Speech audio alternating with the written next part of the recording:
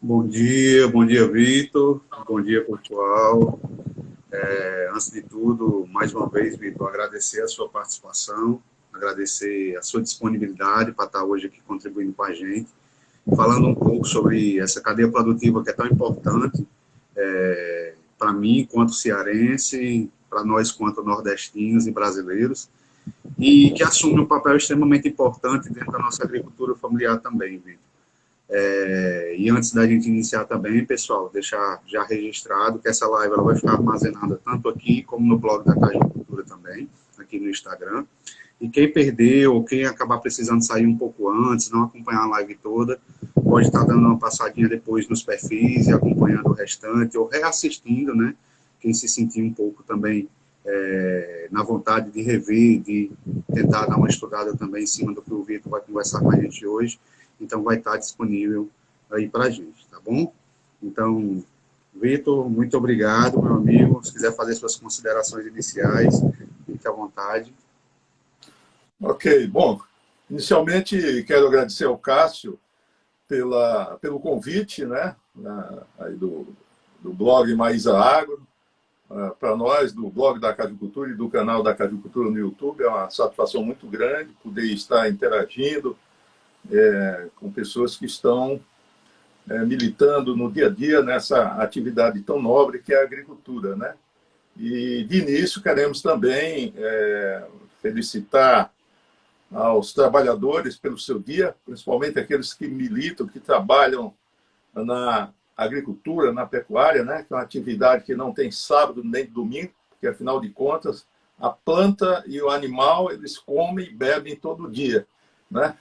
Então, os nossos votos aí de parabéns para todos os trabalhadores na agricultura brasileira. E, mais uma vez, Cássio, muito obrigado pelo convite. É sempre uma satisfação estar compartilhando conhecimentos, né? Debatendo, aprendendo, né?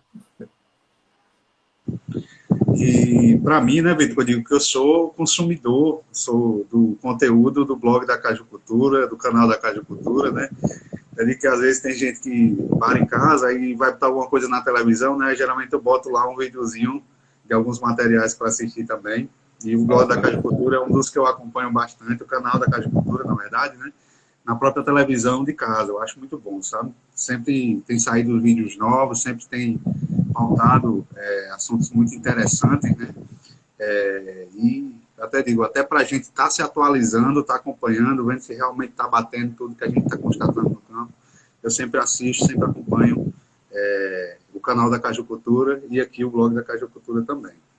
E, Vitor, para a gente dar início à nossa discussão, eu ia pedir para você falar um pouco, né, de como a Cajucultura surgiu, de como ela entrou na sua vida, tanto enquanto pessoa como profissional, diante já dessa carga que você tem, dessa experiência imensa que você tem dentro dessa cadeia produtiva. Como ela chegou, como ela se aproximou e se mantém até hoje aí dentro de você enquanto profissional. Ok, Cássia. Essa é uma história bem interessante. Eu, assim, vou procurar resumir, porque, afinal de contas, o nosso tempo é curto no Instagram. Mas eu me graduei em agronomia pela Universidade Federal do Ceará, né? E depois fiz um mestrado na área de nutrição de plantas em Lavras, Minas Gerais, na antiga Exal. E depois de andando por vários locais do Brasil, voltei para o Ceará, em 1992. Então, em 92 é onde começa a minha trajetória na cajucultura. Portanto, esse ano eu estou completando 3 décadas na cajucultura. E foi amor à primeira vista, né? Na realidade, eu ingressei na cajucultura por meio de um agrônomo chamado José Ismar Parente, que era pesquisador da Embrapa, e que tem uma história bem interessante, que o pai dele é considerado uma espécie de pai dos... Foi quem iniciou os trabalhos com o cajueiro não precoce, na década de 50 ainda. Então, assim, eu tive um padrinho muito forte para entrar na cajucultura. E, como eu falei, foi amor à primeira vista, e desde então já são 3 décadas, onde durante esse tempo eu misturei com outras atividades, mas sempre tendo a cajucultura como assim uma bandeira maior, até hoje. Que massa, viu, Vitor? Entendi. O padrinho ajuda muito, viu? Me Aquele ajuda muito. foco, né? Eu sou um apaixonado pela agricultura familiar, mas eu digo, eu tenho um padrinho da laranja de Russas, né? Que é o doutor Orlando Passos. Esse é forte, esse padrinho é forte. É foda. Aí sempre que eu vejo ele, eu digo, eu me reapaixono, sabe? Porque sempre que a gente conversa, sempre que a gente tá junto, renova aquele amor, né? Eu acredito que com você deve ter sido da mesma forma. Vitor, e nessa vivência, né, como você já citou, eu acredito que é um ponto de transição dentro da nossa cajucultura, que são os clones, né, os materiais de caju não precoce. Mas se eu pensar, por exemplo, em tudo que você já presenciou e como essa cadeia ela se desenvolve desde as últimas décadas, quais seriam, por exemplo, os principais desafios que essa cadeia atravessou, que ela está atravessando hoje, e onde a gente pode, por exemplo, enxergar os principais potenciais quando a gente pensa em pequena escala, em larga escala, esses pequenos agricultores, por exemplo, como no caso da agricultura familiar. Essa é uma questão assim, bastante discutida, né? Assim, eu vejo como desafios na cadeia, né? E se nós olharmos bem a fundo, a cadeia produtiva da cajucultura ela é composta basicamente pela agricultura familiar, né? Hoje, se nós olharmos Ceará, Piauí, Rio Grande do Norte, que respondem os 3 juntos por cerca de 90%, 89% da produção nacional de castanha, hoje, originam-se desses 3 estados. E nesses 3 estados predomina a cajucultura familiar, né? Então, o grande desafio, um dos grandes desafios que eu vejo hoje para a cadeia como um todo, primeiro, é a questão da organização. Essa é uma cadeia bastante desorganizada, onde o setor produtivo não fala com o processamento não fala com o consumo, eu digo, fala assim, no sentido da comunicação, né? Essa comunicação, ela praticamente inexiste. Então, aí entra aquela questão da relação ganha-perde, né? Ao invés de ser uma relação ganha-ganha. Então, esse é um dos grandes desafios, é a organização, organizar. Assim, esse, ao meu ver, é a base de tudo. É um dos grandes desafios, né?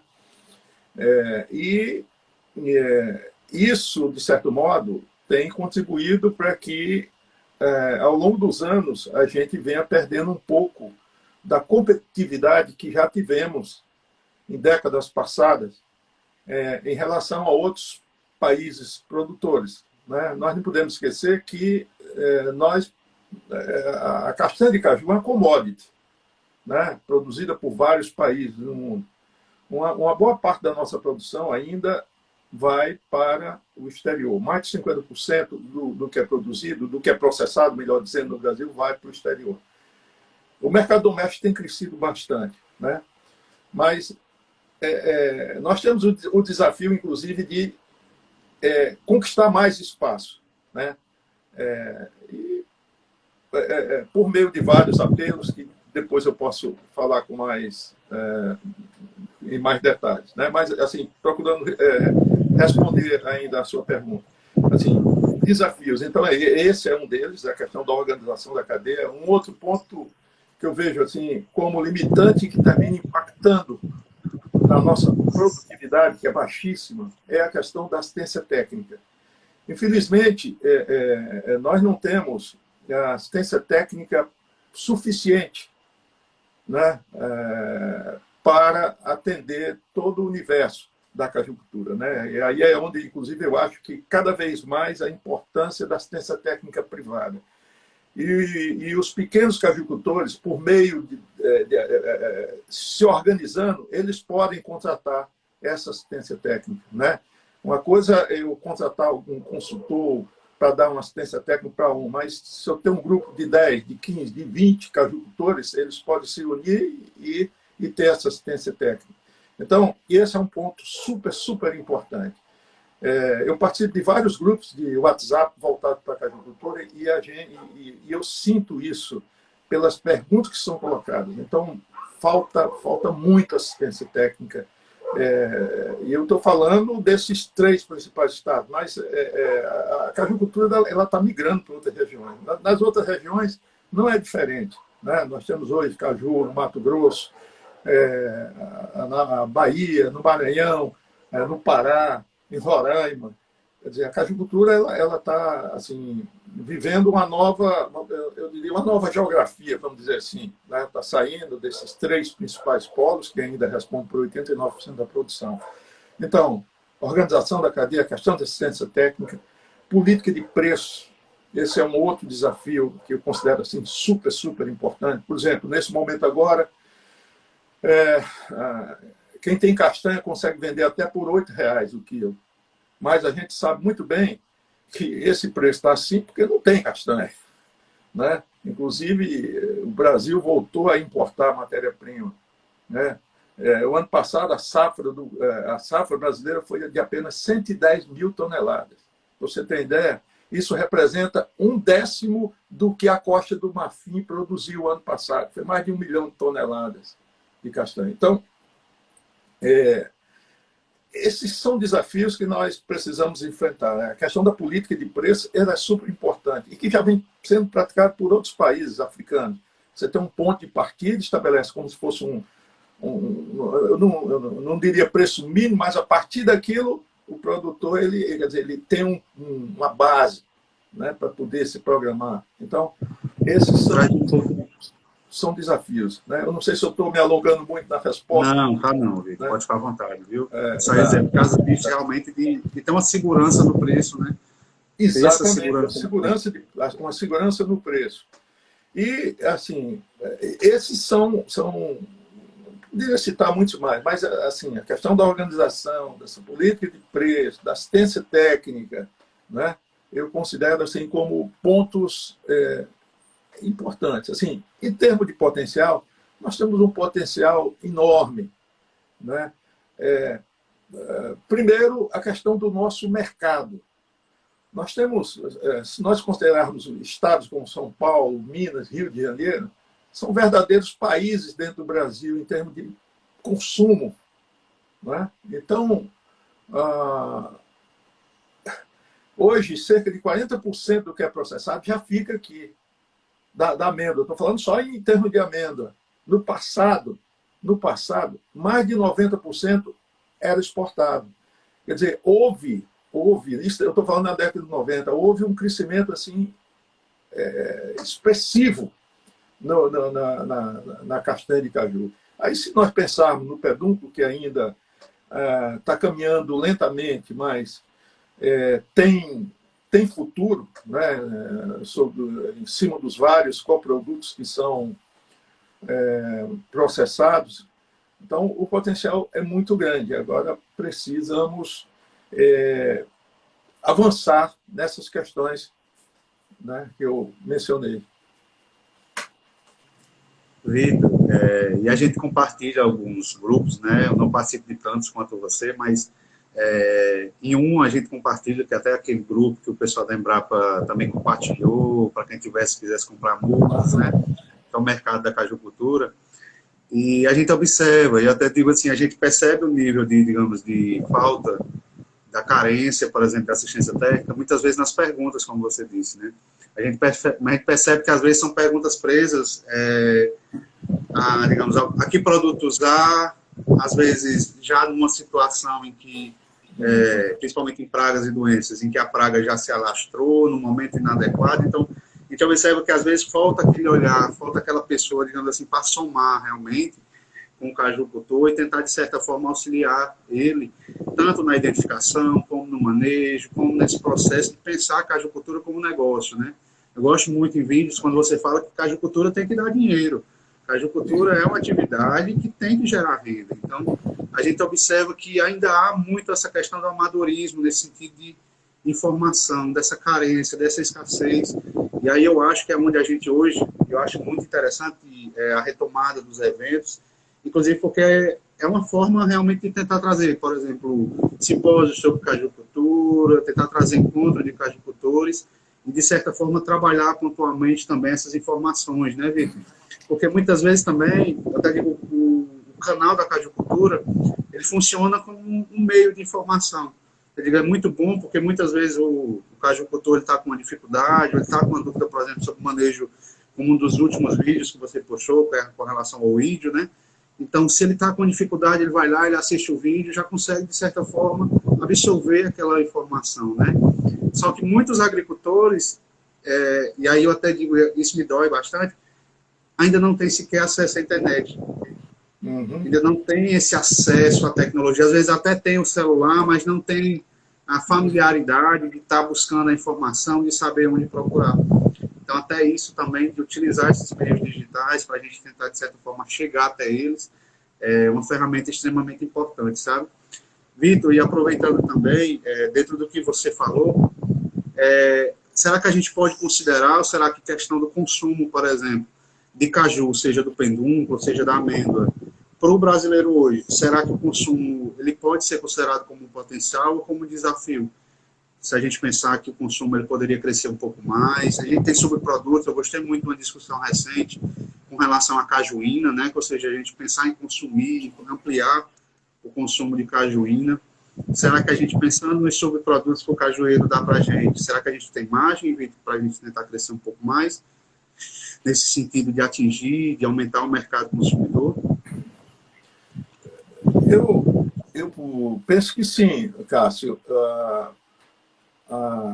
Assim, como eu falei ainda há pouco, nós temos um mercado consumidor assim, a desbravar imenso, né? A cajuína, ela praticamente está engateando lá no sul, sudeste, mas é um produto que tem comercial. Agora, eu sempre eu provoco as pessoas que defendem a questão da cajuína, aqui mesmo entre nós, é o seguinte, até outro dia eu coloquei um cartazinho aqui, por lá eu coloco uma mensagem, incentiva o consumo da cajuína, mas só toma refrigerantes pouca-bucho.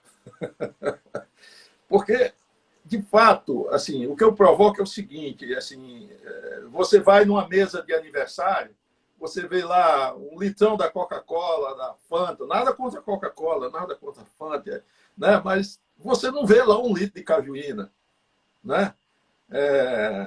Se você abre a geladeira de qualquer pessoa, raramente você vai encontrar uma garrafa de cajuína, né? Então você toma cajuína esporadicamente. Então o nosso consumo ainda é muito baixo. Então acho que a primeira coisa que a gente tem que fazer é dar o exemplo. Se nós queremos que os outros consumam cajuína, nós que produzimos vamos consumir.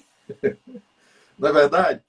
Então, mas é uma bebida que ela tem um apelo muito forte, principalmente do ponto de vista nutricional, né? Se você pensar que é um produto que não tem aditivo, não tem conservante, né? Quando você compara com qualquer refrigerante, né? Inclusive aquele refrigerante de caju, né? Que batizam de cajuína, que não tem nada de cajuína, né?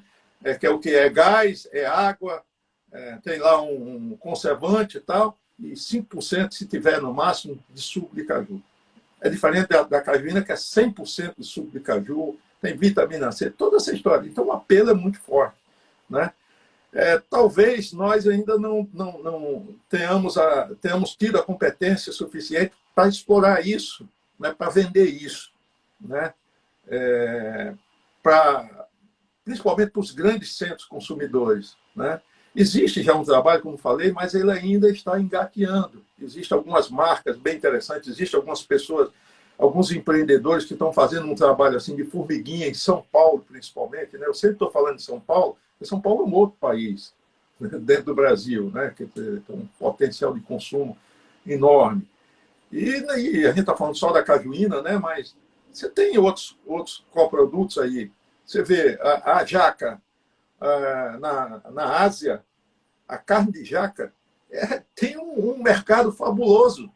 E por que nós não exploramos isso também? Né? assim, aqui no Brasil e até pensando lá fora. Então, quer dizer, o cajueiro, ele oferece assim, inúmeras possibilidades. O céu é o limite quando se fala nos coprodutos do caju. Né? A gente geralmente fala só na amêndoa, porque, na realidade, é o que hoje gera divisa da castanha, a amêndoa e o caju em segundo plano, terceiro. Mas o LCC também, quer dizer, o cajueiro ele é uma dádiva dos céus em termos de gerar coprodutos, em termos de possibilidade de agregação de valor. Agora, nós temos que, talvez, exercitar mais a criatividade e partir para cima e aproveitar. E acreditar, né? Eu digo acreditar realmente, né? E acreditar. Acreditar, abraçar e carregar junto consigo. Como você disse, é algo que é nosso, é algo que... até recentemente, numa discussão, conversando com um produtor, ele não é cajucultor, mas a gente falando sobre a questão dele poder começar uma área com caju, e uma discussão que a gente entrou foi essa questão, por exemplo, do cajueiro ser uma fruta com centro de origem no Brasil, um fruto nordestino nosso, né? E os maiores produtores estarem, por exemplo, na Ásia, então a gente ficou assim, como é que pode, né? O caju ele saiu daqui, a gente vê isso acontecer com outras frutas que hoje o Brasil é produtor, ocupa posições de destaque, mas o caju, eu digo, aquele dever de casa que a gente deixou de fazer. A gente diz assim, aquilo que é nosso, que a gente é uma cultura que está adaptada, está inserida tanto na nossa cultura, como está inserida nos nossos territórios, e que a gente podia explorar bem mais. Então, conversando com ele, eu digo, não, então vamos acreditar que daqui a pouco a gente está subindo nessa escada aí para ir passando por eles. É porque a gente observa que tem uma distância um pouco grande para a gente chegar, mas se Deus quiser, a gente vai ocupando esse espaço também. Assim, vamos chegar. Vitor, antes de fazer a próxima pergunta, eu vou só fazer um registro, viu? A gente falando sobre padrinhos, né? Aí o Tertulino já falou aqui, que disse que você é o padrinho dele, você é essa força de motivação para o Tertulino, viu? Então, muito bacana. Esse aí é um orgulho que eu tenho, né? Na realidade, ele cresceu graças a ele mesmo. Esse aí é um exemplo de produtor ali na região de Severiano Melo, é um agrônomo de Mocheira. Alguns anos atrás, tivemos a oportunidade de trabalhar juntos, né? E esse é um viverista de mão cheia, muda de excelente qualidade e produtor também, primeiro. Aliás, né? Rio Grande hoje. Na Elcio Melo, na Jara, turma boa. Vitor, e se eu pensar, por exemplo, na cajucultura, que hoje, eu digo, a gente consegue hoje talvez dividir, eu acho que talvez dividir não seja mais adequado, mas hoje a gente consegue separar em um lado, por exemplo, a cajucultura mais tecnificada, com irrigação, e do outro lado a agricultura, digamos, a cajucultura de certa forma um pouco mais extensiva ainda, naquele sentido de que áreas mais antigas, cajueiro gigante, sem irrigação, sequeiro. Se eu pensar tanto na cajucultura irrigada como na cajucultura de sequeiro, Vitor, você acha que é possível o agricultor, o cajucultor, ele obter renda tanto em um sistema como no outro? Sim. Agora, a questão da irrigação, ela vai depender muito da região onde você está instalado, né? E também da finalidade da sua exploração, né? O cajueiro ele responde algumas variedades, como por exemplo o CCP09, ele responde muito bem à irrigação. Eu mesmo tive a oportunidade de desenvolver trabalhos na região, na divisa do Ceará com o Rio Grande do Norte, utilizando irrigação localizada e com produtividades assim impensáveis, né? Só que, como eu falei, depende das condições da região onde você está instalado. Então, essa região, ela chovia em torno de 600 milímetros por ano, bastante concentrado. Então, se você você pretende irrigar numa região que chove em torno de 900, 1.000 milímetros, distribuído em 4, 5 meses, então você tem que pensar, e talvez seria uma irrigação suplementar, e também vai depender da exploração, como eu falei. Em Petrolina, por exemplo, a boa parte, se não a totalidade da exploração do cajueiro é feito sob condições de irrigação localizada, por gotejamento, né? E com bons resultados, né? Mas as condições de Petrolina, por exemplo, semiárido bem típico, né? Chove pouco e com assim, bastante concentração de tempo de chuva. Então, e a finalidade deles lá é basicamente caju de mesa, né? Mas, assim, do ponto de vista econômico, é interessante fazer primeiro uma avaliação, né, das condições de clima, né, e de solo também, né? E dependendo dessas condições, é econômico, sim, porque produtividades se consegue bem elevadas. Que ótimo mesmo. E aí, por exemplo, Vitor, como você disse, né, a gente tem visto, por exemplo, uma tendência ao uso do gotejamento, mas não existe, por exemplo, restrição quanto ao uso, por exemplo, também da micro, né? A gente só não tem visto, por exemplo, até vi um dia um vídeo na internet de um senhor que ele utilizava a aspersão convencional, acho que talvez o pomadeiro estava com um ano e pouco, e eu disse, eu acho que foi um negócio mais fora, assim, do padrão que eu tinha visto. Apesar da gente ver fruteira hoje debaixo até de pivô, né? Mas eu acredito que a nossa tendência é o uso da água de forma localizada, sistema de irrigação um pouco mais localizada, né, Vitor? Até porque, por exemplo, eu fiz trabalhos com irrigação localizada, utilizando gotejamento e microaspersão. Eu tive problemas com microaspersão por conta do microaspersor. O jato da água batia no caule e, com a constância, nós começamos a ter problema no caule de apodrecimento, no caule de plantas já adultas, né? Até tivemos problema com a própria resinose, né? Aquilo foi chegando no ponto que foi assim uma janela de oportunidade para o Lasiodiploide, né? Que é o fungo, o agente causal dessa doença, se instalar. Já no gotejamento, não. Você está dependendo da vazão do gotejador, né? Você trabalhando com gotejador, você pode distribuir esses gotejadores, 2 ou 3 ou 4 gotejadores, né? Por planta, dependendo da vazão de cada um, evidentemente. Mas, e se você tiver um sistema eficiente de filtragem e água de boa qualidade, é para você, inclusive, fazer fertirrigação, né? Então, mas aspersão convencional, nem pensar. Não, até diz, olhei assim, o cara olha um pouco sem graça, até porque a gente pensa muito na questão das doenças foliares, doenças que acometem, como antracnose, então a gente fica muito assim, né? Resinose. Resinose, a própria resinose. Desculpa, a oídio. Isso, eu fiquei só olhando assim, acho que não, tá meio fora dos conformes. Mas eu até disse, depois eu vou até salvar, procurar novamente salvar, até para guardar como a título de aula, às vezes, até para poder ter uma noção também.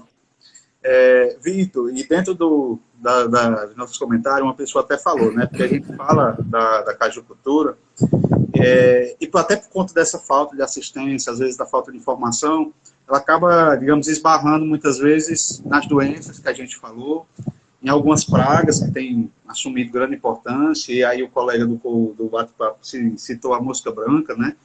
E aí eu pego um pouco também o exemplo lá de Alto Santo, que é onde eu estou ministrando um curso de agricultura familiar, através do Pronatec, e lá basicamente é cajucultura e apicultura, um pouco de pecuária de sequeiro.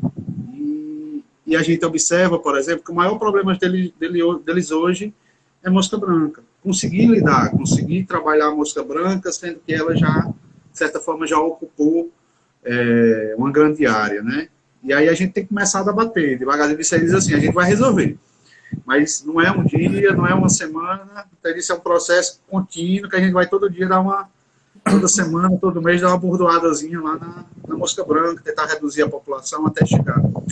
hoje, Vitor, se a gente pensar nesses doenças e pragas que acometem a cajucultura, eu posso pensar que eu tanto posso trabalhar elas de maneira convencional, como orgânica, ou você enxerga que poderia haver algum tipo de limitação dentro desses, digamos, gargalos que a gente possui também do ponto de vista fitossanitário?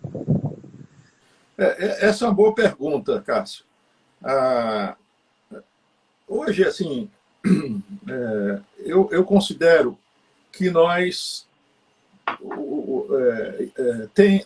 em termos de pragas, nós temos alguns vilões novos que não tínhamos há cerca de 5 anos atrás, né? Uma dessas pragas é a cochonilha rosada, né? Principalmente em algumas regiões aqui litorâneas aqui do Ceará, que é de onde eu estou falando, é um problema sério, assim, a dificuldade do controle, até pelo mecanismo de proteção que a cochonilha tem, né? Em função de uma camada cerosa que reveste.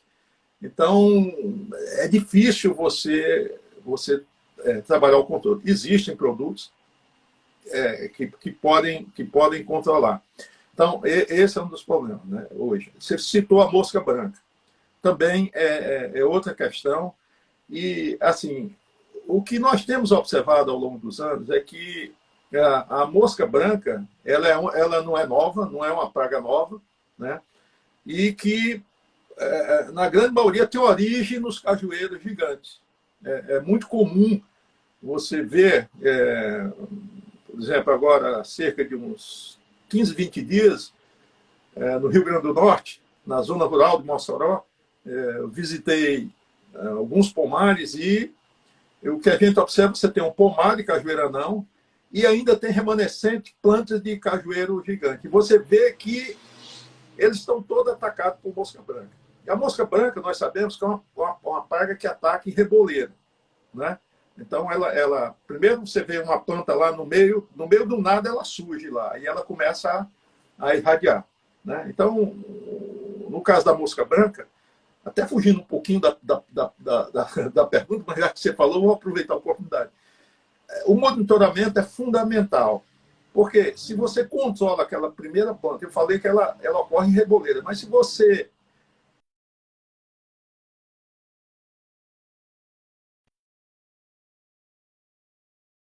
se propague para o restante do pomar, né? Então, voltando ao que eu estava falando da mosca branca, no caso de plantas adultas, de plantas gigantes, cajueiro comum, né?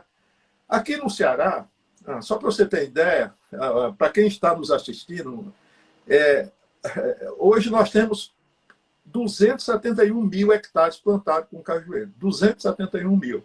Dos quais 176 mil ainda são de plantas de cajueiro gigante. Apenas 94 mil hectares são plantados com cajueiro comum, aliás, com cajueiro anão, no estado do Ceará, né? E, então, eu considero que essas plantas de cajueiro gigante, na grande maioria, ainda elas são verdadeiros santuários de pragas e doenças. Assim, e quando eu falo esses números, né, é um número bem... Quando a gente olha a produção oriunda dessas duas áreas, o cajueiro anão, apesar de responder por apenas 35%, aliás,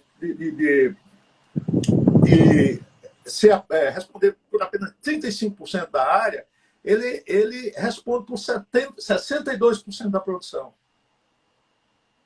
né? Então, esse é o outro desafio que nós temos. É substituir essas áreas de cajueiro gigante por cajueiro anão. Até como eu disse, para mim é um ponto de transição. Eu acho que eu terminei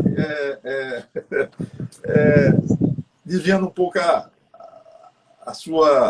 resposta. Não, tá tranquilo, viu, Vitor? Tem isso não. Mas é o que você disse, Vitor. A gente tem um ponto de transição, né? Até digo a você que quando a gente pensa Em cajucultura, hoje a gente consegue separar uma cajucultura tecnificada, com mudas enxertadas, sistema de irrigação, manejo de pragas, e tem essa cajucultura que eu até digo um pouco artesanal, extensiva, né? E aí essa cajucultura extensiva, como você disse, e o caso dos meninos lá do assentamento, por exemplo, do assentamento Ipanema, turma dedicada aí, como eu digo, a gente vai transformar, se Deus quiser, a cajucultura lá. Mas é cajucultura extensiva. Então, muitas vezes, até digo, é de difícil manejo. Eu falo conversando com eles recentes, mas não é só uma coisa, né, para controlar. Não é só colocar no grupo perguntando, por exemplo, a dosagem que eu preciso aplicar do produto. Não. É algo que é um pouco mais complexo, né, Vitor? Como você disse, não é uma praga só. Digamos, a mosca branca hoje, para quem está na cajucultura extensiva, é um problema. Então, um colega colocou também, dentro aqui do bate-papo, colocando isso, lá da região também ali do Rio Grande do Norte, o colega Potiguar, falando que na região dele também, por ser extensivo, a cajucultura basicamente cedeu para a mosca branca. Só que a gente diz, quando a gente consegue lidar bem com a mosca branca, monitorar ela no início, aí a gente tem que tomar cuidado com a broca das pontas, com a traça das castanhas, tem que começar a olhar um pouco mais para... Né? A gente diz, a gente supera um, mas tem outro na sequência, então... É por isso que é muito importante a informação e esse processo contínuo de avançar, de tentar tecnificar, sabe? E uma ferramenta, e aí eu deixo até a dica, eu acho que está na época de cadastramento do pedido de mudas da Emates, né? Então, pessoal, quem é agricultor, principalmente cearense, quem tiver aí com intenção de ano que vem fazer um plantio em a área de caju, procura a Secretaria Municipal por volta aí já dessa semana, tenta ver se está ainda no período de cadastramento, do pedido de mudas, e já tenta fazer uma solicitação de mudas aí de caju para o ano que vem, né? Porque aí sim você vai receber uma muda, como eu digo, enxertada, aí eu digo, eu tenho meus preferidos, né? Eu digo, esse ano eu vi CCP 76, CCP 51, então são cajus que eu considero de excelente, eu adoro o 51. Então, é uma alternativa também você procurar. Às vezes o agricultor até diz, vê as mudas quando chega, né? Mas esse processo começa bem antes, começa agora. Então, se você está participando da live e é cearense aí, já tenta procurar a Secretaria Municipal da sua cidade também. Creio que no Rio Grande do Norte também deve ter algo similar. Então, é sempre importante também procurar. Vitor, e dando continuidade, pensando um pouco só nessa questão também das pragas, com relação ao índio, né, se propaga há muito tempo, por exemplo, o uso do leite. Betiol, o professor Wagner Betiol falou durante muito tempo sobre o uso, por exemplo, do leite cru para controlar o índio em algumas culturas. Você acha que a gente pode pensar, por exemplo, que esse insumo seria um insumo que o agricultor pode usar em algum momento, testar, ou trabalhar com produtos, digamos, de certa forma, um pouco mais eficientes, ou como ele poderia estar trabalhando nesse sentido para manejo com relação, fora o manejo cultural, que insumos ele poderia estar utilizando, Vitor, assim, você imagina? Com relação à questão do leite, eu já vi trabalhos de controle em hortaliças, né? E a espécie, ela é diferente da espécie que ataca, a espécie do fungo, do agente causal, é diferente da que ataca o cajueiro, né? Então, não existe, até onde eu sei, trabalhos de pesquisa com o uso do leite. Mas tudo é válido em agricultura, né? A gente sabe que o cajueiro, por ser uma planta denominada de minor crop, ela tem um número muito pequeno de produtos registrados para o controle de pragas e doenças junto ao Ministério da Agricultura, né? Hoje, esse total é inferior a 30 produtos, se considerarmos fungicida, inseticidas e regulador de crescimento. Então, com relação ao ídio, existem produtos registrados para outras culturas que as pessoas utilizam para o cajueiro, né? E com sucesso. Agora, do ponto de vista de produtos alternativos, eu até então desconheço. Mas aqui eu queria aproveitar o seguinte. Tem uma coisa que tem uma prática cultural que eu considero como a mãe de todos os remédios para pragas e doenças, que chama-se poda, né?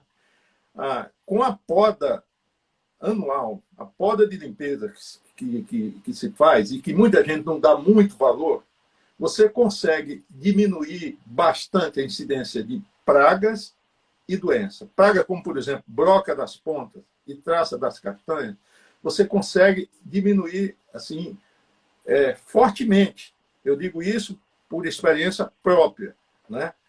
Porque muita gente, o que acontece? Você terminou a safra, a única coisa que você faz é uma limpeza embaixo da planta, tal, faz às vezes uma calagem, uma adubação, quando muito, e para por aí. Mas a questão da poda de limpeza ela é fundamental. Por que é fundamental? Porque o cajueiro ele não produz no ramo da estação passada, ele só produz no ramo do ano. E quando você poda, o que acontece? Você está estimulando a planta a emitir novos ramos, novas brotações, né? Então, aquela história, quanto mais cabra, mais cabrito, quanto mais ramos, mais inflorescência e mais maturi, mais caju você vai ter no futuro. Então, esse é um ponto fundamental. O ano passado, por exemplo, na safra passada, com a prática da poda, eu consegui diminuir numa área, não vou especificar o nome aqui, mas assim, praticamente quase 100% de traça das castanhas. Que na safra anterior de 2020, ela veio com todo o gás. Então, com a simples poda de limpeza, nós conseguimos diminuir, reduzir praticamente a zero a questão da traça das castanhas. Agora, quando não se faz essa poda aí, sim. E outra coisa, antes de se optar por qualquer intervenção do ponto de vista químico, é a questão do monitoramento, né? Eu dei o exemplo ainda há pouco aqui da mosca branca, né? Quando você faz o monitoramento, você tem uma área de 10 hectares, eu sempre falo o seguinte, se você tem uma área de 10 hectares, você as plantas já têm a obrigação de lhe cumprimentar quando você passa por elas, né? Porque a questão da inspeção diária, de você ver o que está acontecendo ali, porque o olho do dono é que engorda o rebanho. Se você não anda dentro da sua área, você não vai ver o que está acontecendo. De repente, quando você chega, por exemplo, mosca branca, ela se propaga com rapidez imensa. Ela ocorre reboleira, mas a rapidez com que ela se propaga, se você passa de um mês sem andar dentro da sua área, aí é difícil contar. Aí você tem que entrar com veneno, né? E o processo de ocupação da mosca branca ela é muito característico, né, Vitor? Como você disse. Ela tem uma tendência, por exemplo, a não se espalhar por pouco. Ela chega, ocupa, depois vai migrando, né? Então, até como é comum você ver, por exemplo, uma planta de cajueiro, quando ela está severamente atacada, às vezes está ela ali branca, parecendo que recebeu uma chuva de neve, e você olha do lado, às vezes, ainda nem iniciou o processo, às vezes, de colonização. Você olha, elas estão ali firmes, né? Às vezes já até tem mosca branca, mas você consegue já diferenciar aquelas que já estão mais severas do meio das outras, né?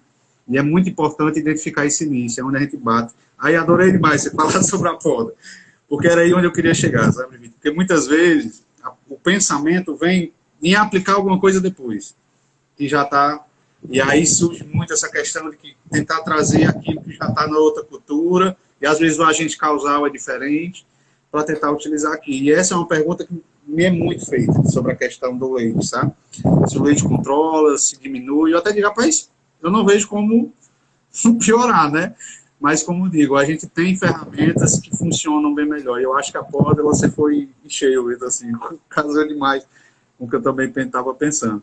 E aí, Vitor, eu tenho duas perguntas já nesse sentido das pragas, né? Um colega perguntou, eu vou tentar puxar aqui o nome só para poder fazer jus ao colega, mas eu acho que foi o Wilton, perguntou quais as principais pragas e doenças a nível de cajucultura a nível nacional. E a Elvirene perguntou, por exemplo, pensando na mosca branca, qual o predador mais comum, ou qual o predador da mosca branca a gente pode encontrar nas áreas de cajucultura? Poderia só repetir a primeira pergunta? A primeira seria as pragas. Tá. Isso. Tá. Bom, em termos de praga, existem catalogados, existem associados ao cajueiro mais de 100 pragas, né? Na África, isso é muito maior, né? Eu já li trabalhos que esse número chega a cerca de 600, uma coisa, né? Mas nós temos, assim, aqui no Brasil, as pragas que nós consideramos de nível de dano econômico, né? Aquelas que doem no bolso do cajucultor, nós temos a traça das castanhas, né? Essa realmente dói muito no bolso, porque ninguém quer comprar castanha furada, né? Depois nós temos a broca das pontas, né? A broca das pontas, por quê? Porque ela, praticamente, ela vai no calcanhar de Aquiles, né? Ela cava ela faz uma galeria, aquela inflorescência já era. E a cochonilha, né? A cochonilha e a mosca branca, né? Essas duas, elas são terríveis. No caso da mosca branca, que você tem falado bastante, a mosca branca, eu digo que a mosca branca, além da queda do coice. Por quê? Porque as ninfas, elas excretam uma substância açucarada que serve de substrato para a fumagina. Essa fumagina reveste a superfície da folha, impedindo a respiração e a fotossíntese. Ou seja, a planta não vai produzir nada, absolutamente nada, né? E a cochonilha, que ela vai lá na inflorescência, a inflorescência murcha. No caso, então, essas são as principais. Em algumas regiões, tem também o besouro vermelho, que é um desfolhador, né? Eventualmente, mané magro também, em algumas regiões, eles atacam, né? Esses que eu citei anteriormente, vamos dizer assim, são os campeões de audiência, esses primeiros. No caso das doenças, antracnose, né? Antracnose, por exemplo, agora mesmo, essa semana, eu vi muita antracnose em diferentes materiais, no 226, 09, então esse leva peia grande de andar antracnose, e as condições desse ano estão melhores do que do ano passado, né? Nós temos umidade elevada, temperatura, umidade, chuva, essa história toda, então a antracnose está vindo com muita velocidade. E cheguei a ver também já oídio, que é outra doença também, que até bem pouco tempo não tinha expressão econômica, mas o oídio também, esse ano, ele já está aparecendo. O ano passado, por exemplo, ele apareceu um pouquinho depois da antracnose. Então, antracnose, oídio, em termos de doença, assim, são as principais. Em algumas regiões, a gente tem, por exemplo, no Piauí, a questão da resinose, causada pelo lásio diploide, né? E, assim, que eu estou lembrado agora, seriam essas três doenças. Existem outras de menor expressão econômica. Tem o PPH, né, que é a podridão preta da haste, esqueci de falar, e acho que isso. Rapidamente aqui, o HD às vezes dá uma deslizada aqui. Não, mas é isso mesmo.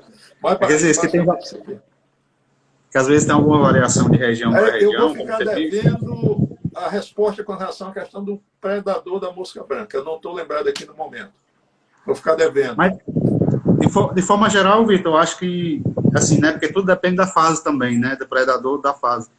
Mas o que a gente tem observado, às vezes, em campo, por exemplo, um pouco do bicho lixeiro, a gente tem observado a presença dele, às vezes. Sim, isso. Um pouco também da Joaninha também aparece. Mas, como você disse, é porque depende muito também do sistema, né? Se é um sistema, às vezes, que você já vem no manejo, digamos, químico, convencional, às vezes se elimina um pouco também os predadores, os inimigos naturais. E, às vezes, são sistemas, digamos, que convivem de forma um pouco mais harmônica, você tem essa tendência a ter uma presença maior também dos inimigos, né? Cássio, mas, a gente pode dizer. Já que nós estamos falando de doença, de praga, e eu queria aproveitar aqui para deixar uma mensagem também. Eu tenho visto em grupos de WhatsApp alguns vídeos assim, que me deixam bastante preocupado sobre a forma como as pessoas estão aplicando veneno, né? Nas plantas. Porque é o seguinte, A turma diz, é agrotóxico, é defensivo agrícola e tal. Eu falo que é veneno, porque se a gente usar essa linguagem veneno, a pessoa vai ter mais cuidado na aplicação. Então, sem o mínimo de equipamento. Então, você pega uma pistola, sobe num trator e sem nenhuma máscara, sem nenhuma luva, o efeito da deriva vem para cima dessa pessoa e os efeitos colaterais, eles começam a aparecer daqui a 2, 3, 4, 5 anos, né? Então, esse é um ponto que realmente as pessoas têm que ter mais cuidado, né? Cuidado consigo mesmo, porque você termina matando a praga, mas mata você também, né? Essa questão do uso de equipamentos de proteção individual. Assim, ter mais cuidado com essa Vitor, isso é extremamente preocupante, extremamente mesmo. E aí eu vou lhe dizer uma coisa que eu não sei se vai lhe deixar triste, mas eu, por exemplo, eu tenho um EPI, né, um EPIzinho não meu, mas de demonstrativo, e às vezes eu costumo levar em algum treinamento, visita, até para mostrar. Se eu lhe disser que até agora, curso, oficina, eu não ministrei nada em que eu chegasse e perguntasse, pessoal, vocês sabem o que é isso? Vocês usam? Se tornou algo distante das pessoas. Entende? Isso me assusta demais. Porque aí porque primeiro quando você entra nesse espaço, você já sabe que são pessoas que estão ali realizando pulverizações, fazendo atividades de manejo de pragas, às vezes utilizando produtos que nem você disse, que não são nem registrados para aquela cultura, né? E a gente diz, você precisa. Ah, mas é quente. Ah, mas já é quente, é para lhe proteger. Ele é feito para nem sair nada, nem para entrar nada. Então, ou seja, você tem que fazer isso pela sua saúde. E aí eu boto a bomba nas costas para poder mostrar, dizer assim, não tem nada que ter medo, sabe? É algo simples e que traz essa garantia da saúde da pessoa que você falou. E aí eu vou fazer até um alerta, aproveitando a sua também, é a questão de ser orgânico, ser biológico. Não é porque é orgânico, porque biológico também está ok, não. É um produto, você está utilizando ele, é um produto biocida. Então, se você está utilizando para controlar um determinado organismo, ele pode oferecer risco à sua saúde de alguma forma. Então, não é porque é químico, porque é orgânico, porque é biológico. Vai realizar uma intervenção, um controle, sempre use o EPI. Se lembre que você está protegendo a você, a sua saúde. Não existe bem maior do que a sua saúde. Então, acho extremamente importante a colocação que você fez, Vitor. Era algo que eu acho assim, ia passar batido, e que eu acho que tem que ficar esse alerta, extremamente importante mesmo, Vitor. E aí, é isso mesmo, Marta. A Marta fala e é difícil. São itens essenciais. E às vezes, como eu digo, chegou uma época que o pessoal achava que custava R$200. Hoje, um kit de EPI, digamos, se você colocar uma máscara boa, tudo direitinho, você gasta ali R$100 e poucos. Não é algo fora do patamar também. A gente tem que dar um jeitinho de conseguir, sabe? É muito importante mesmo. Mas, Vitor, vou tentar retomar, né, para a gente tentar pegar. Mas, por exemplo, Vitor, eu tenho acompanhado até alguns vídeos seus, que você até aponta, por exemplo, como no caso do Oídio, que ele antes não assumia tanta importância dentro da cajucultura, e que hoje, como você disse, ele se tornou chave, né? Eu não me engano, aí você me corrige se eu estiver errado, né? Porque eu fiquei um pouco... Mas eu acho que você chegou até a citar uma vez que hoje talvez seja um dos grandes gargalos, se não o maior gargalo da cajucultura, o manejo do oídio, né? E aí, como produtor, Vitor, ele pode, por exemplo, identificar inicialmente quais seriam os alertas, por exemplo, que a planta começa a dar para ele, que ele pode observar nos frutos, para então perceber que o oídio está presente lá dentro da lavoura dele. O caso do oídio, eu costumo dizer o seguinte, que não adianta fechar a janela depois que o ladrão entrou. É o caso do oídio, se aplica muito bem. Por quê? Porque o controle não é fácil. Existem produtos químicos que controlam essa doença, mas o monitoramento é super importante, a inspeção. Então, logo que o cajueiro começa a emitir os primeiros botões florais, então você já começa a monitorar, né? Então, os sintomas são fáceis de identificar. Inclusive, como você falou, eu fiz um vídeo recente mostrando a diferença entre os sintomas da antracnose e do oídio, né? No caso do oídio, se caracteriza por uma espécie de uma cinza, né, na superfície dos botões florais, das inflorescências. As inflorescências elas murcham.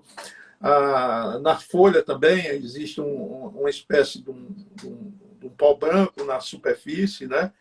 É fácil de identificar, né? Quem tiver alguma dúvida, inclusive, pode entrar no canal da Cajucultura no YouTube, que tem um vídeo específico sobre isso aí. Mas a questão do monitoramento, ele é fundamental para isso aí. Por quê? E o controle preventivo. Existem vários produtos hoje recomendados, produtos à base de enxofre, né?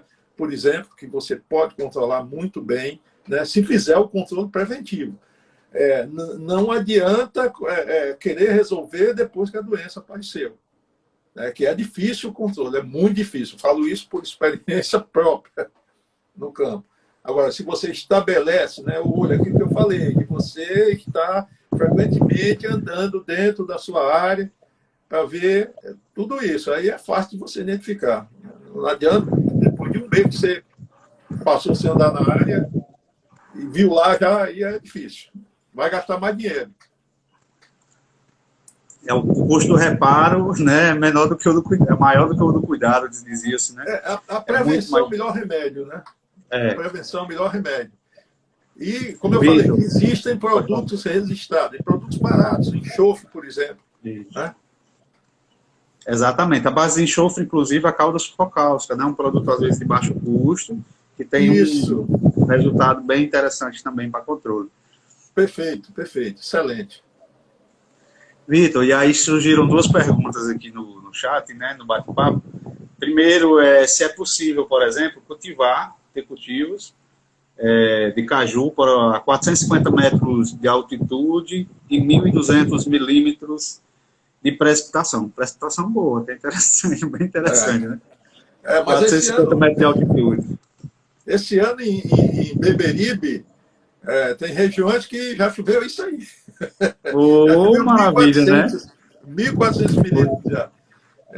Muito bom. Esse ano está bem atípico. Mas é o seguinte, vai depender da distribuição dessa chuva. Por quê? Se você tiver isso distribuído ao longo do ano, é complicado. Por quê? Porque o cajueiro precisa de uma estação seca bem definida para expressar a sua máxima diferenciação floral. Ele precisa de ter uma sinalização de que, parou de chover, aí é como se fosse um gatilho que dispara para a emissão de flores e ele começar a trabalhar.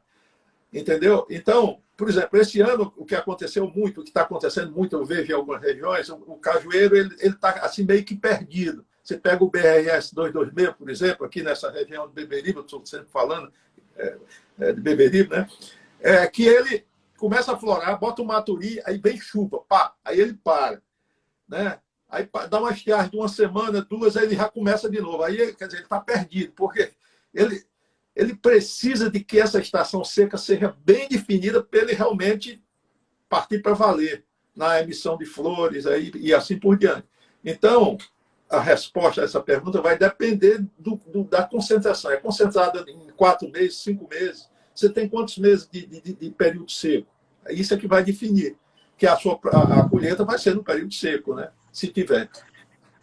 Ou seja, ele é uma cultura que depende da estiagem, dessa estiagem para poder ter esse processo de florada mais intenso, né, Vitor? Isso, exatamente. E aí, Vitor, outro colega tinha perguntado também com relação a solo, né? Como ele poderia driblar ou substituir, por exemplo, uma análise de solo no momento de fazer uma adubação. Antes de eu passar a pergunta para você, eu vou até dizer, é muito importante você tentar conseguir fazer, sabe, a análise de solo, colega. Porque, assim, isso vai trazer para você, digamos, apesar da dificuldade hoje, que a gente tem que mandar via correio para os laboratórios, né? Mas eu acredito que talvez possa trazer para você aquele resultado mais próximo, né? Mas, Vitor, pensando nessa agricultura, às vezes, que ela não dispõe desse mecanismo, né, da análise de solo, como o agricultor pode, por exemplo, pensar na adubação ou pensar no manejo nutricional do cajueiro? Será que tem uma dificuldade? Ou será que ele pode, por exemplo, tentar fazer um manejo ali em cima de uma média para tentar obter um resultado, digamos ali, próximo do satisfatório, né? Eu sempre digo o seguinte, Cássio, assim, antes de pensar até numa adubação, o mais importante é se fazer uma calagem. Porque muitas vezes se faz uma adubação, se gasta dinheiro com adubo, sem fazer uma calagem, e o que acontece? Você termina jogando dinheiro fora, ou por superestimar ou por subestimar as necessidades da planta. Então, quando você faz uma calagem, qual é a vantagem de se fazer antes uma calagem? A análise do solo ela é super importante. Infelizmente, nós ainda temos muita dificuldade de laboratórios, de preço, de envio de amostra. A gente sabe que isso realmente não é fácil. Mas, assim, a vantagem da calagem, principalmente em solos arenosos, como a maioria aqui, eu estou falando aqui do Ceará, por exemplo, são solos arenosos, com baixo teor de matéria orgânica, a vantagem é que ela termina tornando disponível alguns nutrientes que estão ali no solo, na planta, né? Então, é importante. Agora, para você fazer uma boa calagem, você precisa ter uma análise de solo para saber, né? Eu vejo, às vezes, a pessoa coloca 3, 4 toneladas de calcário por hectare. Isso é um absurdo. Às vezes, sem uma análise de solo, né? Se fizesse uma análise de solo, talvez fosse o quê? 1 tonelada, no máximo 2 toneladas por hectare. Então, quando você coloca uma quantidade excessiva de calcário, o que vai acontecer? Você vai terminar tornando indisponíveis alguns nutrientes, né? Porque existe aquela questão você vai aumentando o pH e alguns nutrientes vão se tornando indisponíveis para a planta. Então, essas questões. Agora, se o cajucultor não tem acesso, então ele vai ter que partir para o olhômetro, né? Utilizar algum adubo orgânico, alguma adubação orgânica à base de estercos, pode ser de várias origens, né? Desde que estejam bem curtidos, né? Não recomendo o uso de esterco na cova de plantio, né? Principalmente porque dá mais problema do que solução, né? Aí seria só uma live só para falar sobre isso. Mas é isso, né? Assim, e ter um controle de plantas daninhas, né? Essa é outra questão importante, né? A questão da poda, como eu falei, eu bato muito na questão da poda, por quê? Porque o cajueiro é uma planta que exige muito sol, né? Quanto mais sol penetra na copa, mais produção você tem. Então, essa é uma questão importante. Então, com relação à adubação, se você não tem uma análise, assim, fica difícil você pensar, não, eu vou aplicar tantas toneladas de calcário, né? Se você coloca pouco, você pode estar jogando dinheiro fora.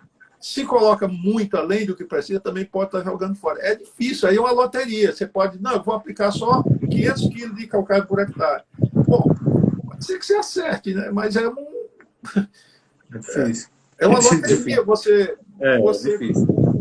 É a roleta russa, né? Você está prescrevendo uma dose sem ter noção de nada. A planta não fala, diz, não, eu quero mais. É difícil. Exatamente. Né? É mais ou menos o que você está passando, Vitor, é o que a gente observa em campo, sabe? Né? Na verdade, é o que você também observa, né? Que é o que a gente... O que às vezes a gente tenta passar para o agricultor, o que eu tento levar para o agricultor, é que não tem como você deixar de fazer uma análise de solo para economizar. Não existe. Você pode deixar de fazer por inúmeros outros motivos, porque não consegue enviar, porque não tem como fazer a coleta adequada, mas não para economizar. Porque o que faz você economizar é a análise de solo, é você ter o resultado. Porque aí, como você disse, às vezes, o brinco com esse, eu digo assim, às vezes o nutriente já está aí, já está no solo, aí você vai comprar, se já está aqui, não. Então a gente tem que saber o que tem para poder saber o que precisa comprar. Ninguém vai à feira sem olhar a dispensa, né, assim.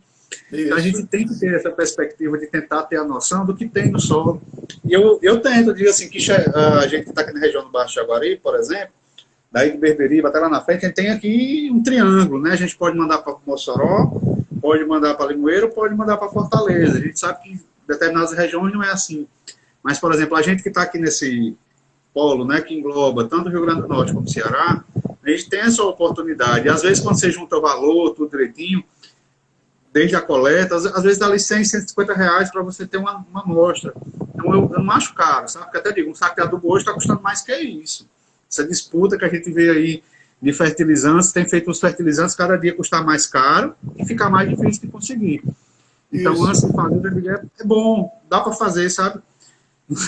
Bem que precise mandar para longe, dá para poder mandar no correio. Então, não deixe de fazer análise solo. Muito, muito importante. Perfeito, perfeito. Você foi muito feliz. E essa questão dos fertilizantes químicos, é o que eu falo, a questão da calagem, ela já dá um bom empurrão nessa história. Então, o pó de rocha, essas histórias todas, né? Que tem que ser pensado também como alternativas, né? Além de outras fontes que têm matéria orgânica, né? Exatamente. Até o Marcílio colocou aqui também. O Marcílio, ele é sócio, proprietário de empresa de revenda de insumos. E o Marcílio, ele falou realmente isso, né, Marcílio? Só o que tem no campo é adubação equivocada, calagem equivocada por falta da análise solo. Então, é um aspecto extremamente importante, sabe? E aí, Vitor, para a gente se encaminhar já para o final, vou até dizer que quem tiver suas perguntas, envie, para a gente já chegar ao finalzinho aqui, fazer os últimos questionamentos. E agradecer mais uma vez ao Vitor, muitíssimo obrigado. Vitor, até digo, não, amanhã de feriado, né? Não domingo, puxar você, né? Mas espero que, para a gente, eu digo, é extremamente proveitoso estar aqui ouvindo, desfrutando um pouco do conhecimento que você tem, dessa vivência que você tem. Mas, Vitor, se eu pensar, por exemplo, na cajucultura, como você diz, né? A gente falou muito da castanha, às vezes o olho está na castanha. Mas dentro dessas variedades que a gente tem mais novas, por exemplo, esses clones, né, digamos assim, a gente tem hoje como pensar numa produção de dupla aptidão, ou tanto pensar no pendúnculos, ter aquele fruto de primeira saindo, e aí eu vou usar o exemplo dos meninos ali de Palhano, que são as imagens que eu tenho visto com mais frequência. Dá para pensar numa cajucultura, desde a cajucultura colocando meus frutinhos lá na bandeja, colocando os frutos, 4, 6 frutos ali por bandeja, o vendendo fruto in natura, pensando no, digamos, naquele fruto de segunda, demandar ele, por exemplo, para uma fábrica de polpa, e aproveitar aquele fruto que às vezes está no chão, fruto de terceira para castanha e baga para alimentação animal. Digamos, eu posso ter esse aproveitamento que a gente pensa, e eu acho que você foi muito feliz no começo quando você falou que o caju é uma planta abençoada, né? Ela é uma planta que fornece para a gente muita coisa. Mas o cajucultor hoje, ele pode pensar nesse contexto todinho, para ele se torna um pouco mais difícil. Às vezes ele tem que optar por trabalhar só com produto, ou ter uma destinação só. A minha dúvida é essa, dá para pensar em diversificar sem ter tanto trabalho, ou seria um pouco melhor ele focar numa coisa só e juntar as forças só naquele produto? Não, assim, sendo bem objetivo, assim, a diversificação, assim, acho que é o ideal, né? Até porque eu não recomendo o plantio de uma única variedade de cajueiro na área, até porque isso vai contra uma série de princípios que não vou nem detalhar aqui, senão a gente não vai dar tempo. Mas hoje nós temos materiais de dupla aptidão, né? Hoje existem registrados no Ministério da Agricultura 14 materiais, né? Nós temos os FAGAs, temos os BRS, os CCP, temos materiais também que não são registrados e que são de domínio público por parte dos agricultores, né? Você vê na região de Severiano Melo, nós temos materiais muito bons, o próprio Tertulino, que está conosco aqui, produz algumas variedades, NP, né, um material conhecido, tem um outro chamado Vermelho Gadelha, tal. Existem muitos materiais além desses registrados, né, e com boa performance no campo. Agora, com relação a material de dupla aptidão, nós temos, por exemplo, o 76. O 76 é um material que, para a mesa, hoje ainda é o mais preferido, embora em algumas regiões do país, por exemplo, no Mato Grosso, eu estive recentemente no Mato Grosso e lá existem áreas que estão produzindo BRS 226 para caju de mesa e vendendo lá para São Paulo, e com boa aceitação, né? Então, isso varia muito. Então, o BRE, o CCP-76 é um material, assim, do ponto de vista para caju de mesa, de primeira qualidade. E castanha também, né? O grande desafio hoje desses materiais destinados à mesa ainda é aumentar a vida de prateleira, né? Assim, desenvolver uma variedade que tenha uma maior resistência ao transporte, né? Esses materiais eles têm uma vida curta ainda de prateleira, mesmo sob condições de refrigeração e tal. Então, esse é um ponto. Com relação a materiais para castanha, você mencionou aí o 51, é um material muito plantado nessa região que você está aí, né, de Alto Santo, aí Severiano Melo também, o pessoal planta bastante, Apodi, aquela região. É um material muito bom também. E o BRS 226. Esse material ele tem me chamado muita atenção. É um material assim, ele é bem produtivo, relativamente precoce. Ele é atacado pela antracnose, mas não tanto como, por exemplo, o 76 e o 09. Então, o 09 nem se fala, né? O 09 ele apanha muito da antracnose. Mas o BRS 226 é um material interessante do ponto de vista de castanha e pensando também em caju, né? Então, se eu fosse estabelecer um plantio hoje, eu diversificaria, né? Eu plantaria, por exemplo, 76, plantaria o BRS 226 e o 51. Né? Porque aí eu vou ter castanha, vou ter caju de mesa e vou ter caju para a indústria. Né? Em cima, mais ou menos, do que você falou. Excelente, Vitor. E com relação, Vitor, só para finalizar, vou até ver só, mas se não tiver, a gente já encerra depois desse questionamento. Aí você pode ficar à vontade para já fazer suas considerações também, Vitor. Mas, pensando nesses materiais, eu achei muito bacana por causa disso, né? Porque eles têm essa distinção também com relação à doença, né? O 226, o pessoal relata ele um pouco mais tolerante, um pouco mais, digamos assim, consegue conviver um pouco melhor com a antracnose, né? Isso. E aí, Vitor, digamos, pensando naqueles pequenos agricultores, por exemplo, que eles passam a ter uma perspectiva de parar de vender o caju para atravessador, ou a castanha, né, na verdade, e passar a processar. Dentro de onde você tem andado, dentro da experiência que você tem, Vitor, hoje, digamos assim, eles conseguem, de certa forma, se organizar para ter esse processamento local, montar uma pequena agroindústria, ou valor disso, isso ainda está um pouco distante. Seria algo que dá, por exemplo, para o cara pensar dentro de uma associação, dentro de uma cooperativa, ou ainda está algo, digamos, ainda um pouco mais distante, no sentido que custa um valor muito alto, está preso dentro das empresas? Eu acho que esse é o caminho, Cássio. Eu acho que esse é o caminho. Como eu falei no início, né? A organização. Você falou aí numa questão que eu considero um dos calcanhares de Aquiles da cadeia produtiva do caju, considerando principalmente que é formado, na sua maioria, por pequenos cajucultores, pequenos produtores, que é o alto nível de intermediação, né? Então, esse alto nível de intermediação, ele termina penalizando muito quem está na ponta, quem está lá no início do processo, né? Que é o cajucultor, né? Então, eu vejo que somente com a organização, seja por meio de associação, por meio de cooperativa, é possível se dar um drible nessa intermediação. E em cima do que exatamente você falou, você se organizando, você pode pensar numa pequena unidade de processamento, ou de suco, ou da própria castanha, né? E quando você se organiza, fica mais fácil de você comprar insumos a preços mais acessíveis, né? De contratar uma assistência técnica privada, esse tipo de coisa que eu acho que precisa muito, né? Porque hoje essa atividade ela tem se mantido graças à resiliência dos nossos cajucultores, né? Que apanha, mas não desiste. Exatamente, viu, Vitor?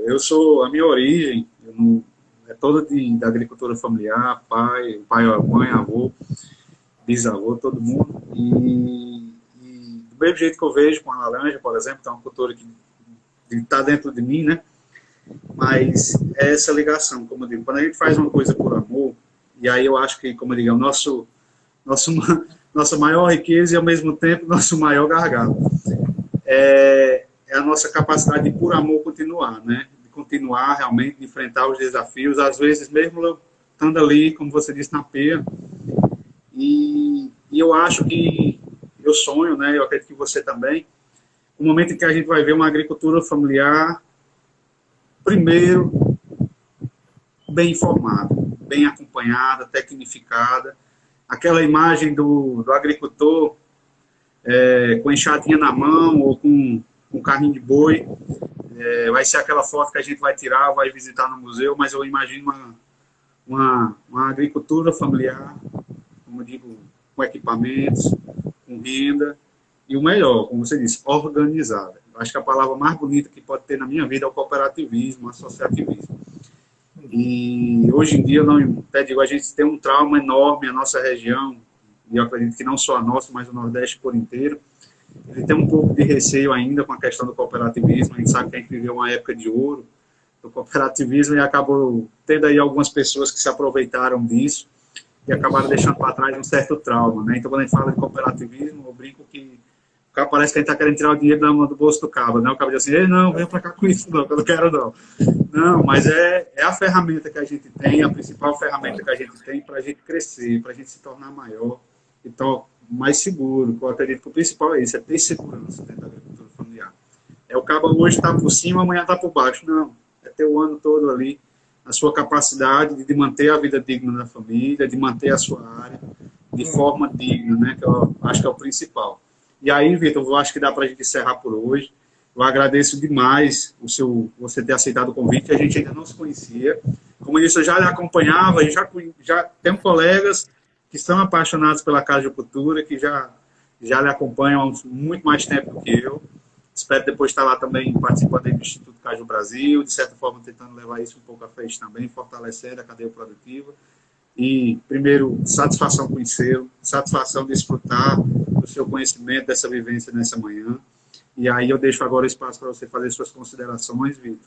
E, pessoal, quem ainda não segue o canal da Cajucultura lá no YouTube, eu coloquei o link aqui algumas vezes.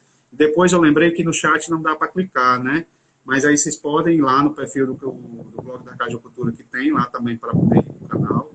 E quem não tiver no Instagram e quiser também, basta ir lá no YouTube e pesquisar blog da Cajucultura, o canal da Cajucultura, que aí tem uma lapada de vídeo, de tudo. Dica de plantio, dica de manejo de pragas, né, Vitor? Espaçamento. Então a gente tem inúmeros assuntos. Eu até digo para mim hoje, é onde está a maior parte das informações de cajucultura no Brasil. É onde está ali concentrado tudo de forma bem organizada. Então, convido a seguir, tanto lá como aqui no Instagram também. Muito obrigado, Vitor. Muito obrigado mesmo. Fica à vontade. Cássio, eu é que agradeço assim, pela oportunidade, né? E assim, quero me colocar à disposição para outras oportunidades, né? Compartilhar o conhecimento que nós temos na cajucultura, né? Afinal de contas, eu estudei em universidade pública, fiz graduação, mestrado e doutorado em universidade pública, né? Então tenho que compartilhar para a sociedade o que ela patrocinou para mim, né? Então essa é a ideia, né, da gente, esse canal da Cajucultura no YouTube, exatamente eu criei com essa finalidade, né?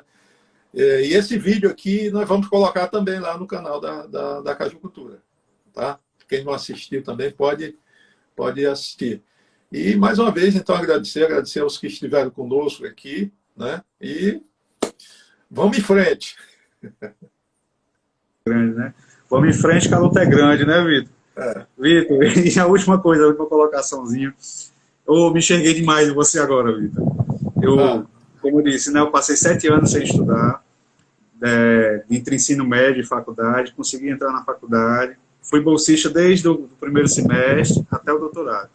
Então, minha vida foi transformada pelo conhecimento, e por isso que hoje eu visito agricultores, mantenho atividades não só pagas, mas voluntárias, eu mantenho, na medida que eu posso, eu tento manter alguns grupos de agricultores, algumas assistências, como retribuição por tudo isso que eu ganhei, né? Como eu digo, eu vejo a minha vida hoje, vejo a minha vida antes, e sei a importância que o conhecimento trouxe para ela, sabe? Não que antes fosse ruim, viu? Que eu até digo, eu gosto de todo tipo de trabalho. Mas porque, como eu digo, faltava um pedaço. E esse pedacinho que eu tenho hoje, graças a Deus, eu posso levar um pouquinho para onde eu vou, viu? Eu fico feliz demais, Vitor. Muito, muito feliz. E tenho você como exemplo para mim também agora. Viu? Obrigadão. Um ótimo dia para você, um ótimo feriado para você e para todo mundo. E estamos à disposição, pessoal, tanto aqui, no blog da Caju Cultura, quem tiver alguma dúvida, quem quiser sugerir temas também, a gente já tem algumas lives programadas. Próximo domingo a gente não tem, porque é do Dia das Mães, então a gente vai respeitar o feriado do Dia das Mães, e na sequência a gente vem aí com a live junto com o Marcílio, lá da Agrovale, falando um pouco sobre biosoluções e agricultura familiar. E a gente está começando a ver muitos bioestimulantes, e a ideia da gente é tentar compreender um pouco mais também como eles funcionam, como podem ser utilizados, e dar continuidade às nossas discussões aqui, trazendo temas relevantes para a agricultura familiar. Então, um abraço, um ótimo dia, um abraço, Vitor, e uma ótima semana para todo mundo, uma semana de luta, se Deus quiser.